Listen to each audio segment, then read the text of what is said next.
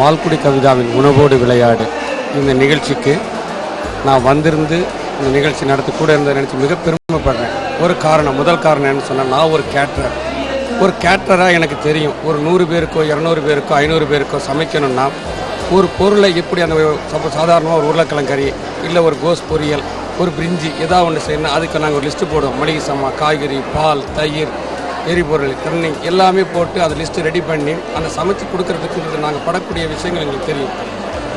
இந்த விஷயத்தை 1000 பெண்களை ஒரே இடத்துல வச்சு 100 வகையான உணவு வகைகளை 1000 பெண்களை ஒரே இடத்துல அசம்பிள் பண்ணுறதுக்கு மால்குடி கவிதா மேடம் கடந்த 3 வருடங்களாக போராடி இன்க்ரீடியன்ஸ் ரெடி பண்ணி அவங்க எல்லாரும் எப்படி சமைப்பாங்க. ஒருத்தருக்கு ஒரு விதமாக சமைக்க தெரியும்.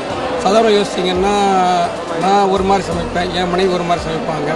ஒரு இல்லைங்களே ஒருத்தருக்கு ஒரு மாதிரி வித்தியாசப்படும். நம்ம தமிழ்நாட்டிலே 4 மாவட்டங்கள்லேயும் வேறு விதமான சமையல் உண்டு. கும்பகோணத்துக்கு ஒரு ஸ்டைல், திருநெல்வேலிக்கு ஒரு ஸ்டைல், சென்னைக்கு ஒரு ஸ்டைல், கோயம்புத்தூர் ஸ்டைல், விதவிதமான ஸ்டைல் உண்டு. இத்தனை பேருக்கு என்னென்ன மனசில் இருக்கும், இவங்க என்னென்ன கேட்பாங்க, என்னென்ன இன்க்ரீடியன்ஸ் கேட்பாங்க, இதையெல்லாம் மனசில் பதிச்சு அதையெல்லாம் தயார் பண்ணி கொண்டு இங்கே சேர்த்து இதை சிறப்பாக நடத்தியிருக்காங்கன்னா இந்த பெருமை மால்குடி கவிதா மேடத்துக்கு மட்டும்தான் சேரும்.